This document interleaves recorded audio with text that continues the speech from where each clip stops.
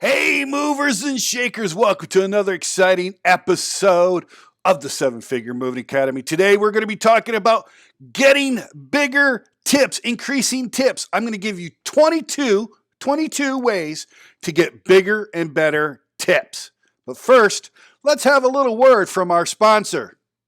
Hey guys, I'm Jay Burnham, and I want to invite you to become a member of the 7FMA, the Seven Figure Moving Academy. I've got a 7-day trial for just $1. You can join anytime, cancel anytime, no commitments, and you got 7 days to test out the entire membership for just $1. After that, you will be billed $10 a month. Now, if you want to save even more money, we do have a yearly membership. And all I ask you to do is go to sevenfiguremovingacademy.co, go to sevenfiguremovingacademy.co, and click on the memberships tab to join today. Hey guys, Jay Burnham with the Seven Figure Moving Company, sevenfiguremovingcompany.co, Seven-Figure Moving Academy. Did I say company? I'm sorry. Sevenfiguremovingacademy.co, Seven-Figure-Moving-Academy.co. All right, guys, now that I made that faux pas, the first thing in this video, let's get right into it. Today, we are talking about 22 ways of increasing your tips or having your movers get tips. These are all common sense. They all make sense. And I thought, since I wrote an article about it, that I would actually show you the 22 tips that are in my website. Yay. So you get a glimpse into the website and you'll see the article that I produce. Here we are on the page of the article, and you see my little thing right here, my little thumbnail for the article, getting bigger and better and more tips. All right, so over here, you can feel free to download my free ebook, How to Hire Great Movers, 7 Steps to Hiring the Right Guys so that you can work on your business and not in your business. So there you guys go. Let's scroll down here. So here we go. We're going to get into the 22 tricks of getting more tips more often. So here we go. We've got in this video, this article has a lot of my videos from YouTube. So you can actually go and actually, turn this into an exact course. Now, I would also encourage, you don't have to do it, but I would encourage you to take these tips, put them on a poster, and stick that poster somewhere inside of your office or even on the trucks or, inside the trucks or wherever, so that your guys can actually see these 22 tips every single day so that they can apply them, make them sign a pledge that they understand these tips. Whatever you need to do, make sure that they know, understand, and apply these tips, because it will increase not only the tips for your movers, but it'll increase your productivity, your reputation, and thus your sales. So your first one, always be on time. And if you do have to be late, you need to make sure that you or an office manager or the guys in the truck call the customer to give them an ETA. You've got communication. My God, people, communication is of the utmost importance. If you're not communicating with your customers, you shouldn't even be in business. So make sure you communicate. But if you're going to be late, call. Very common sense. But the goal here is to always be on time. So if you schedule the move for 4 hours, then hopefully the guys can get it done in 3.5 hours so that they can get to their next job, if that's the case. 2, be presentable. Shirts need to be clean, free from holes, rips, tears, or stains. If you sweat a lot, then you need to have more than one shirt available. Make sure that you might have a change of underwear, and underwear that'll actually cling to your body, like these not, you don't want boxer briefs, but you want boxer briefs, but not boxer shorts, because otherwise you get chafing. And if you don't have the boxer brief, I find will hug the body and will prevent chafing. So that's why I prefer boxer briefs. I know it's a funny subject, but it works, right? Make sure that they have baby powder and all that stuff, but they need to be presentable. So if they sweat a lot, you don't, make sure that they have multiple shirts and they wash them daily if they need to. If you have the capabilities, maybe you should have a washer and dryer at the office. So not only can you not only wash the equipment, right, like pads and whatever, but they can wash their uniforms and have them ready for the next day. But being presentable, they should definitely have shirts. If you don't have company shirts, then go and buy shirts so that everybody's in the same color shirt, same style of shirt, etc. Right? Your pants need to be worn properly, which is around the waist. How many times have people you've seen these guys no belt, their pants are falling off, they're all constantly pulling their pants up. You know how much time that's wasted? Not only that, it just looks hideous and ridiculous. Customers actually look very poorly on that. So make sure you're wearing your pants, you wear a belt, make sure it's up around the waist, they're clean, they're neat. Number 4, customers should always be addressed as sir or ma'am. Preferably, you should say Mr., Mrs., Ms., or Miss where appropriate. And if they ask you to call them by name, you should still say Mr. Doug, right? This can be a little bit flexible. If they insist on being called by their first name, fine, call them by their first name. But you should always have that utmost respect. This isn't a high and dry rule, this one, but it is something that you should say, yes, sir, yes, ma'am. Quite honest, hey, Doug, sir, where do you want this piece of furniture? Ma'am, I'm looking, where do you want me to put this? Just be respectful of them. I'm not asking you to kowtow them, but showing respect. And one way to show respect is to call them sir, ma'am, Mr., Mrs., Ms., Miss, etc. These are just common courtesies, and it will go a long way to increasing your reputation. 5, never ever, under any circumstances, urge or tell a customer something can't be done. OMG, this is one of my pet peeves. I have seen it so many times where my movers who are just being lazy say, oh, we can't do that. But they don't offer a solution. Sometimes you can't do. Sometimes a couch isn't going to go downstairs or through a doorway or something like that, or something's just can't be done. There are those occasions where something can't be done, but to tell them, oh, it can't be done, and just shuffle it off like it's like, oh well, tough luck. This one is more of a matter of an attitude versus something can or can't be done. You should say, hey, look, we'll do everything in our best to get it out the door or into the where you want it. But if we can't and we don't feel it's safe for us, for you or your furniture or whatever, is there another location we can put it? And you want to come up with solutions, not problems. But this is a matter of attitude on this one. You don't want to just say, well, I don't care. I'm getting paid by the hour. That kind of attitude doesn't serve well. And that's unfortunately how it comes across to the customer, quite honestly, when you tell them you can't be done. Because you guys go, man, can't be done. Tough luck. See you next week. Pay us our money. And that's not what they want. They want empathy. They want encouragement. They're going to say, well, shoot, yeah, you're right. You want to show them that it can't be done, right? You want to prove to them that it can't be done, because sometimes they don't have the spatial understanding that you do. So remember, this one isn't a rule where it says you don't want to tell them it can't be done, because sometimes things can't be done. It's in the manner in how you tell them. Right, so this should be a little bit clarified, but this one should be in the way that you tell them, and it's about the mental attitude. Right. 6, never ever tell a customer that they should have done this or they should have done that, whether directly or within earshot. For example, come in a house and that should have been PBO'd, packed by owner, and say that it should have been packed in the pictures, in the picture boxes, and all this good stuff. When you start doing that and you're saying it, and even if you're mumbling and grumbling and stuff to other movers, if they can hear you, that just comes off as a bad attitude. Right? Yeah, the movers should have packed the box, and the box should have been closed, and there shouldn't have been everything just strewn out the box. It makes it tough. You're right. Absolutely. The customer shouldn't have done it.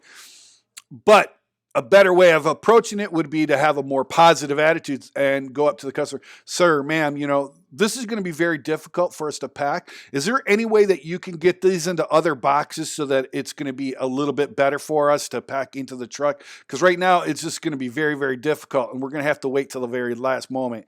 And I don't know if it can fit like this. It's the way you communicate it, right?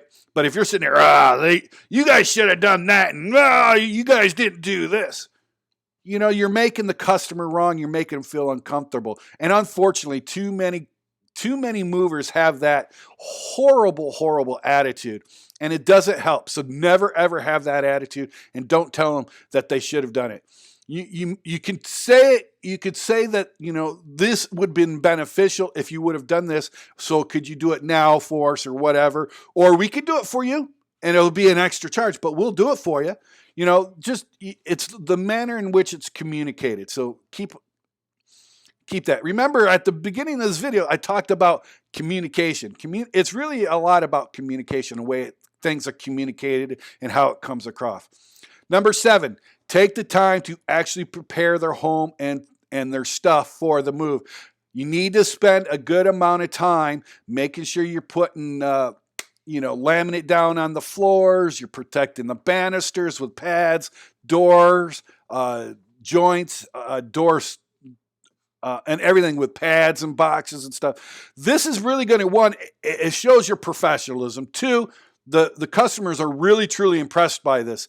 But I don't want you to milk the clock on this. I want you to do it quickly. I want you to do it efficiently, but I also want you to do it with a high quality too. By doing this, then they could see that you've done everything in your power to make sure that their stuff is taken care of. It puts them at ease and makes them feel comfortable with you, which will make it so that you are going to get a tip. Now, there are the guys who do the hourly moves and they're all like, well, we're just going to throw a pad on it when we get it in a truck. That's the rape and drape method. And while it's effective and for local moves, it can be okay. But quite honestly, if you just took the extra time, make sure all the furniture was padded before you go, especially if you use bands and not plastic or tape, it'll go a lot quicker. And it just adds to that degree of professionalism, increases your reputation above the rabble. So, because everybody else is doing the rape and drape too. So if you're just doing the rape and drape, you're offering nothing special. It comes across as lazy, ineffectual, and quite incompetent, quite honestly. So take the time, prepare their furniture, prepare their house, right? You don't have to do a huge thing, but just make sure you're running out floor runners. You're putting boxes up against the wall where things might get dented and stuff. Putting these pool noodles on the banisters to protect the banisters. Just small little things that take you just a few minutes of time, right? Just go ahead and do it. And especially if you are on the clock, it does add to the time. But again, don't milk the clock. And that's where number 8 comes in. Work quickly. Speed is your friend, especially on hourly paid moving jobs. But they are equally important on the flat rate jobs too, speed is. So if you got a guy that's just standing around, moving slow, customers are going to see that. And you want to make sure that those guys are moving quickly and they're moving efficiently and they're moving stuff. They don't go to the truck without having something in their hand. Or if they're unloading, they don't come into the house unless they have something in their hand. They should be taking things back like pads and equipment should be, when they brought something into the house, they should leave with the pads and not just leave the pads in the floor and the bands, etc. Take that equipment out, stick it out somewhere where it'll be safe, or better yet, fold it up and make it prepared.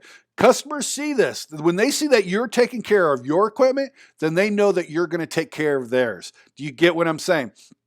So make sure that you're working quickly, you're working efficiently, okay? Number 9. Now, this is again, bumps up against what we've been saying. But number 9, you are your brother's keeper. It doesn't matter how good you are, doesn't matter how fast you are, doesn't matter how much you can do. If you've got somebody that's on your crew that is not pulling their weight it's going to reflect on you. It is your job as a mover, as a leader, as a crew leader, as a manager, as the GM, as the owner, to make sure that those crew members are moving quickly. If you have a crew member that is not moving quickly, that crew member, your entire crew would be judged based on that one crew member. So you could say and beat your chest and, oh, I'm the biggest and baddest. Da, da, da, da. It doesn't matter to the customer if they got that one guy who's just screwing up. That they're going to get pissed off at that one guy, and that pissed offness is going to reflect on the entire crew. And then the entire crew is going to get pissed off because they're pissed off at this guy who's screwing up, that's killing that's killing their tips. And that's just the way it is. So, you can beat your chest and say, I'm the biggest, baddest. Has nothing to do with me. Guess what? Then you're not going to get a tip. Hate to break it to you, but that is the facts. So if you've got an attitude that has nothing to do with you and you're just going to do you, you're just as guilty as that guy who's moving slow. And quite honestly, you're more toxic than that guy that's going slow, and you should be booted off. Yeah. All right. Do not smoke near the customer's property or furniture. I can't tell you how many times I've seen it. And this is truly guilty of the laborless guys. So you laborless guys that are watching this video, if you got a cigarette in your mouth while you're going in and out of the semi-truck, you're an idiot. You're going to lose your tip. And you can say, well, I smoked before and I've got tips. Yeah, you probably would have got a bigger one if you hadn't. But I'll tell you right now, there are more people that don't smoke in today's environment than do.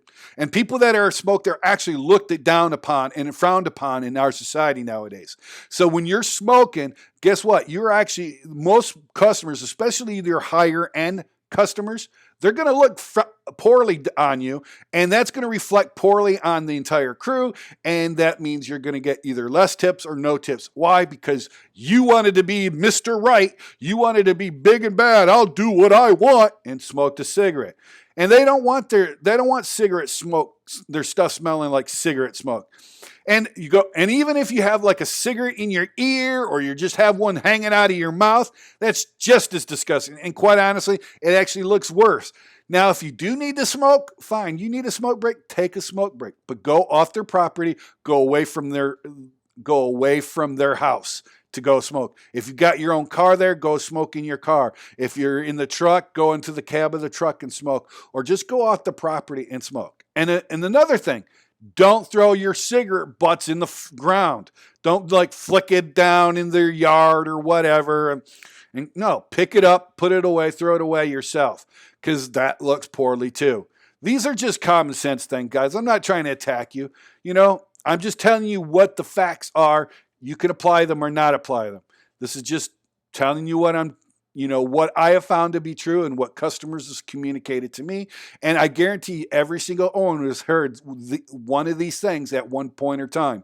And they're going to go, yep, Jay's right. Yep. Guarantee it. So you can, all you want. But the fact is, it's your fault if you're doing all these things. 11. Again, we just talked about smoking. Now we're talking about 11. 11, breaks should be kept to a minimum, especially if you're working on hourly charge moves. Typically, if you're charging by the hour and the guys take a break, the clock should stop. The clock should stop while they're on their break. Quite honestly, most moves, there is no reason why anybody should take a break during an hourly job. Because it takes, if you got a crew of 2 or 3 guys, it's only going to take about 2 or 3 hours to load a 26-foot truck. You guys can wait before you take a smoke break. You guys can do 2 or 3 hours without smoking something. And if you can't, then you probably should look for other employment, quite honestly, because that's just pathetic. But the truth is if you're working on hour, I don't know what your state laws, but in Michigan, you don't get a break, and you only get a 10-minute break after you've worked 3 hours.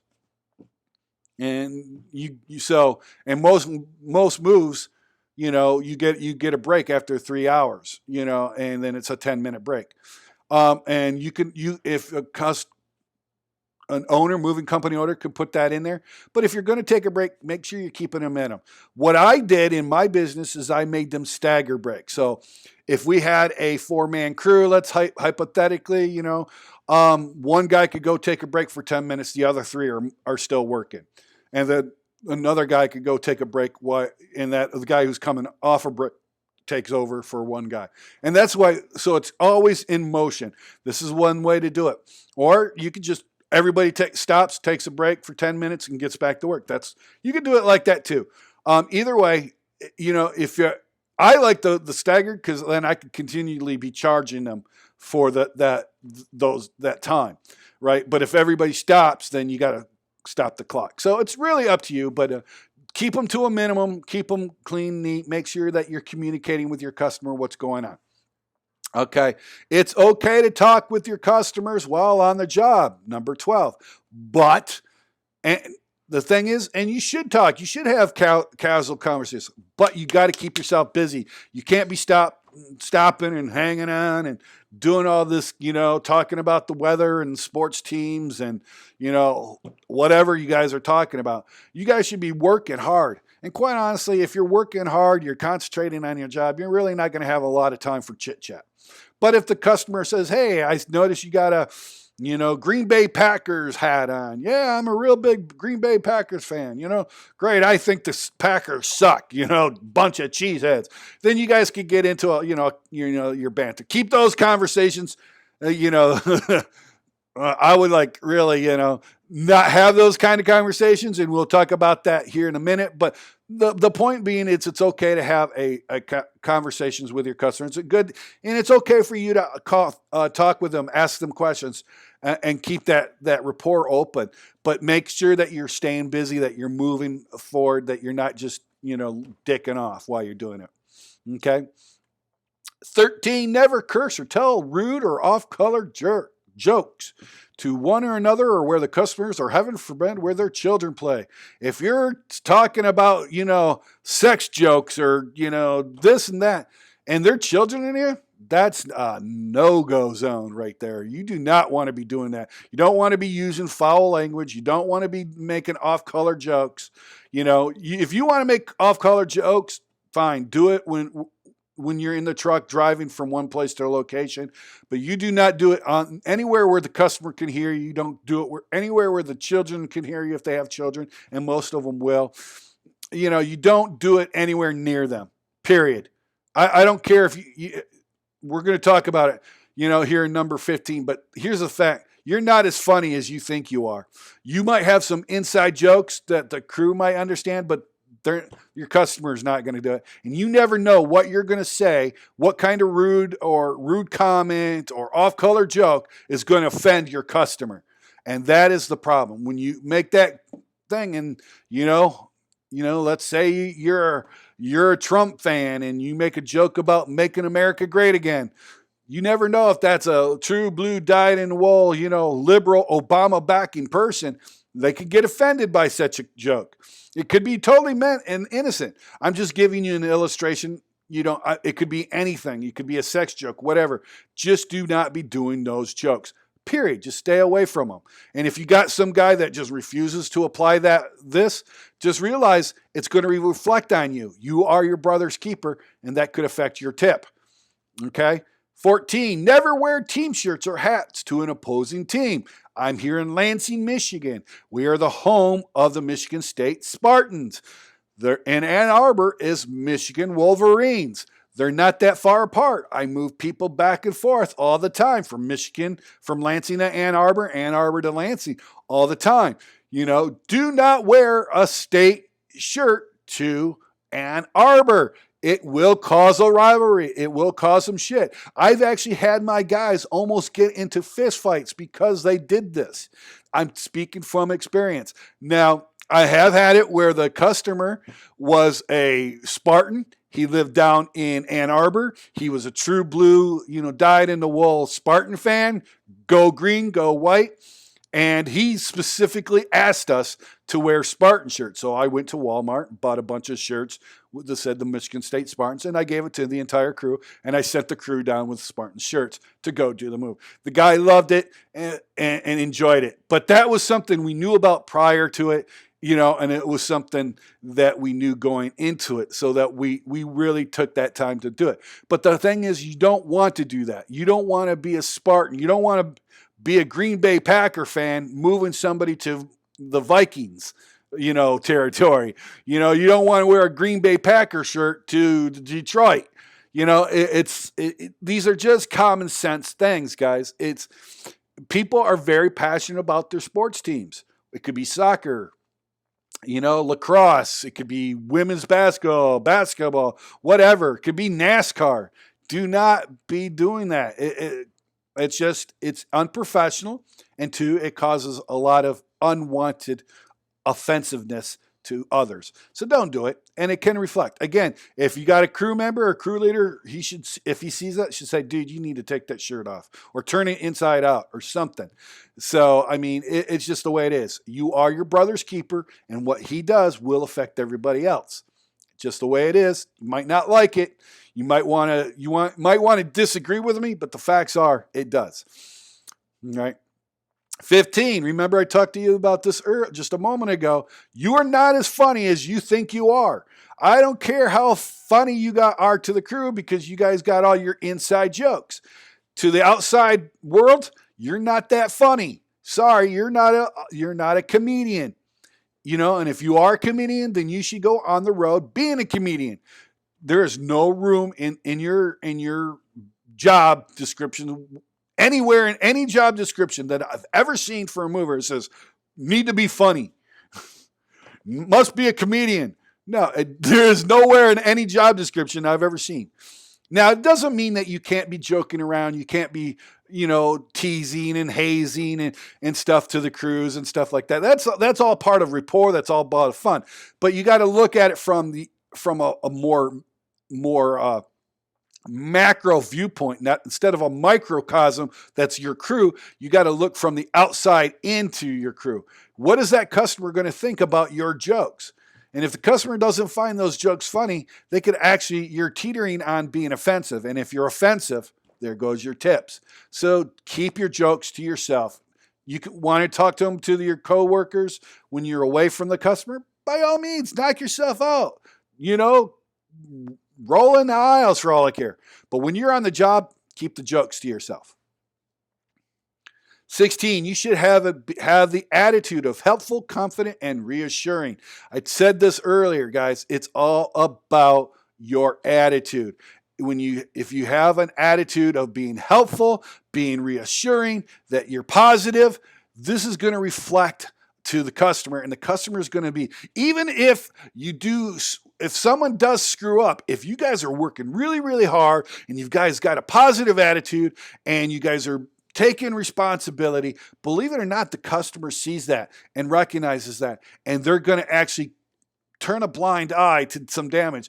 Believe it or not, just because we worked hard, we did everything we did, we've gotten tips even though we've damaged things. And that can happen because it was about our attitude. Our attitude was pleasant. Our attitude was polite. It was positive. We were reassuring. We told the customer we'd get it done. We'd handle it. We'd make it go right. And so if we did damage, the customer's like, oh, things happen. Not a big deal. You guys work hard. You're good guys. That customers will do that. But if you got a bad attitude and you make a mistake, they're going to hold it. And I understand that a lot of you who are reading this or watching this video, you've got to think, well, I don't care, I get paid. Well, guess what? Do that once or twice and you're going to get fired and you're not going to get paid. So just continue that. Not only that, you're also going to cost other people not to get tips. And it's a good chance you're going to get your ass kicked when you get off of duty, right? 17. Now, guys, I can't tell you how this is. Never ever scold or yell at a co-worker while on the job. And this includes bosses. Do not yell at your workers while they're on their job. It lowers morale. It demeans you in front of the customers. it demeans that person in front of the customers. Then they're going to assert their they're going to try to assert their dominance, and they're going to get an FU attitude, and it's just going to be a downward spiral. So if you notice some things and you've tried to correct it and it's not working, you need to call the boss, and so the boss can get him off the job, right? But you do not want to be yelling at coworkers. You do not want to be yelling at anybody and trying to discipline them. You know, you can definitely make a mention to it. You could definitely go up to them and say, hey, Joe, you know, you need to work a little bit quicker. And if he starts giving you an attitude, just like, okay, whatever, you know, that's fine. I'm going to call the boss and let him know what's happening. And then he could deal with the boss, right? And the boss can come down and handle it from there. But you try to stay away from conflict. Stay away from conflict with the customers, and definitely stay at conflict from your coworkers while on the job. When you're off the job, you're away from the customer. Hey, if you want to throw hands, throw hands. I think it's a form of communication. I think men should be men and should be able to handle things like men, as long as it doesn't go past, you know, throwing hands. You know what I mean? When you're bringing in broken bottles and knives, now you're going a little too far, and I don't condone that. But if you want to knock each other's teeth out to get a point across, you know, me personally, I'm for it. I'm not saying that that's the right thing to do, but I think it's a form of communication, and it lets people know that this is the line. And maybe they won't do it. And typically when you do throw hands, you typically become friends afterwards and go have a beer. That's actually how it's worked out for me. Anyway, guys, that's my particular, do not do this in front of customers. Wait till you're off of the job, you know, preferably off of company time. And then you guys can go hash out your differences. 18, you should never be on your cell phone. My goodness gracious.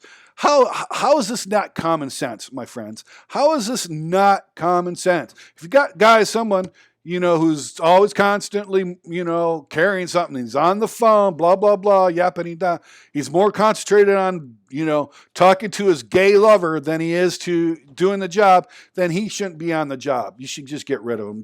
I've actually told guys that I've found that are on their phone, I'm going, why are you on the phone? Well, you know, I'm talking to doing this and that and the other thing. I go, well, I appreciate that you're doing it. I just can't have you here. You can leave. And I've kicked guys off the job for being on their phones. I fired guys for it. Don't be on the phones. Customers don't like it. That it just makes you guys look ineffectual. You could be a hard-working guy. You could be working your ass off. It's the perception that we're talking about here. Do not do it. 19, make sure your truck and all your equipment's in good order. I can't tell you how many times I've seen it, even with my own crew, and it really irked me. You open up the back of the truck, and all the pads are just unfolded, thrown in the back. Everything's just thrown. Like you don't care. That to the customer, if the customer sees that, they're going to think you're unprofessional. That's already going to start the job off on a bad foot. Make sure pads are folded up. If you're taking care of your equipment, again, they're going to think that you're going to take care of theirs. So it comes down to perception. So if you got a guy who's just throwing stuff in the dirt and mud and thing and not giving a crap, you need to kick him in the ass, in the proverbial ass. Just wind it up, bring it from Kansas, and stick it right up his bunghole, because he's stopping you from getting a tip. Right? Take care of your stuff. Make sure if you don't have garbage in the front of your truck. I've gone to other moving companies where the front of their truck on the dash is just filled with McDonald's bags and cups, and it just looks crappy. They open up the door and trash is falling out, dirt, no one swept it, and so dirt's falling everywhere. If your truck leaks, make sure you put like a box under so it absorbs the oil or whatever's leaking, so it's not going on their driveway. Just take care of their stuff, guys. Take care of your stuff, take care of their stuff. This is common sense. I can't tell you. It's embarrassing for the company owner. Any company owner that has people like that should be embarrassed, quite honestly. Number 20, doesn't matter how good you think you can drive. You want to make sure that you take your time driving. Customers would prefer that you take a little extra time to get to their place than driving like you stole the truck.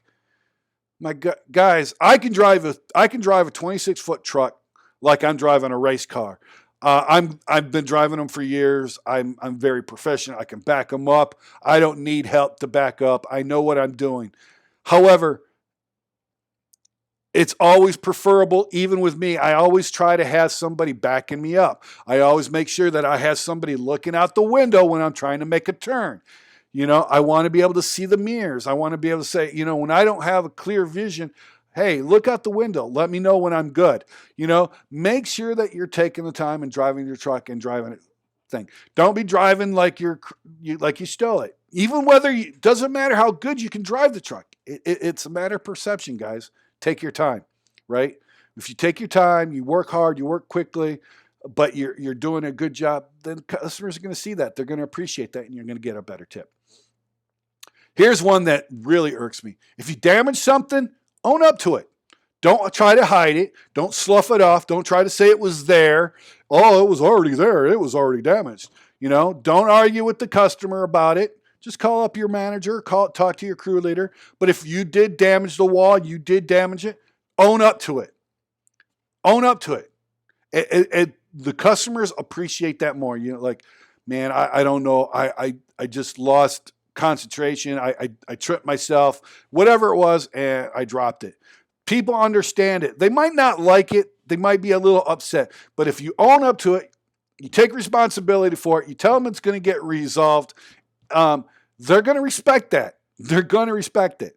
Yeah, some people are going to be upset by it, and some might even yell and scream about it, but they're going to respect that you owned up to it, right? And that goes a long way. And I've seen it where people damage stuff, and they've hit it, and the customer calls, and they're all pissed off. I've also seen it where guys busted something, took ownership of it, and still got a big tip. I did it one time. I busted up this washer and dryer one time. I damaged it, and it was a pretty bad damage. It was mostly cosmetic, but it looked horrible, right? And I owned up to it. And I said, look, this is what I did. I screwed up, and I thought I was doing the right thing. I did everything else to make sure. And they're like, yeah, well, it's not a big deal, and so on. And they still gave us a $100 tip. Why? Because I owned up to it. They understood it. I came to them. I felt bad about it. I didn't give them an attitude like, yeah, well, if you didn't have so many things in the way, or come up with some BS excuse. I said, I screwed up. I messed up. And I took responsibility, and I got a tip. So if you break something, own up to it, right? Not every time will you get a tip when you do that, but you're more likely to get a tip if you own up to the damage. If they find that you tried to hide damage or hide something that got broken or something like that, whether it's your fault or not, they're not going to look kindly on that, and most likely you won't get a tip. And finally, never, ever demand or ask for a tip. Ever. I've actually had guys go to jail because they demanded a tip from a customer. And you know what? I backed up that customer 100%. Don't do it. It could come across like you're trying to give them a shakedown. Don't hint about taking tips. Don't have anything. I mean, I've had a guy who worked for me who kind of skirted that rule a little bit and mentioned about it to other things. But even then, that's going a little bit too far. Don't say anything about tips. If the customer asks you about tip, absolutely, we take tips, 100%. And if they ask you how much you normally take, don't come off as greedy. Be greedy. I don't care. That's actually a good thing. Don't come off as if you're greedy. What I usually tell my crew to do is, if a customer asks how much people get a tip, so normally for this type of job, if it's an out-of-state job, we typically get $100 to $200 a person for a tip. If it's a local job, we typically get $50 to $100 for tip, if it's a local job. But, you do not want to be demanding or accept tip. However, that said, the salesperson, the general manager, the owner should definitely have it in his paperwork. He should definitely have it on his contracts that tips are accepted but never demanded. You definitely want to make sure that people understand that tipping is acceptable and actually accepted. Right? That one, if you do that, your crew will appreciate you better too. But never, ever, ever, ever, under any circumstances, have a crew member demand or ask for tips. Ever. They could actually end up in jail. So these guys are 22 tips of how you guys can get bigger, better, and more tips more often. It is simple. simple common sense. It's not hard to understand. I know it was a long video, but guys, I really wanted to go over this. I wanted to really come off with you and tell you what can be done. Now, you can adapt these or not adapt these. You can agree with some of these, but I guarantee if you apply all of these, and these are hard, fast rules, you'll have more tips. I guarantee it. Right? And if the guys don't want to apply these things and tactics, remember, if you get a guy who has got a bad attitude, he's toxic and won't, wants to smoke, wants to be on his phone, it's going to cost you tips, guys. It's going to cost you tips. And you can have the attitude, well, it's got nothing to do with me. I don't care what Joe does. I'm going to do me. Well, guess what? That reflects poorly on you. So these are just some admonestations that I wanted to let you know so that you didn't have that attitude. It's about having a positive attitude, being polite, and being able to communicate. If you can handle those three things effectively, then all of these rules fall under one of those three things: being polite, being courteous, and having a great attitude, and just doing a good job. You know what I mean? It's common sense. Communicating, being polite, being respectful. It's not a hard thing. We're not asking you to be a rocket scientist, guys. So, guys, thank you so much. I really, truly appreciate you. If you like this video, give me a thumbs up. If you didn't like this video, I don't care. Give me a thumbs up anyway. Right? Make sure you like, share this with your friends, and leave me a comment. The more you like, comment, and share these things, the more I know what videos that you guys like, and then I could do more videos of that nature. So help me help you by telling me what you like and what you don't like. And I know that by if you like, comment, and share. So please do that, guys. And then finally, of course, I always end off all my videos with the same thing. Go and do something great today.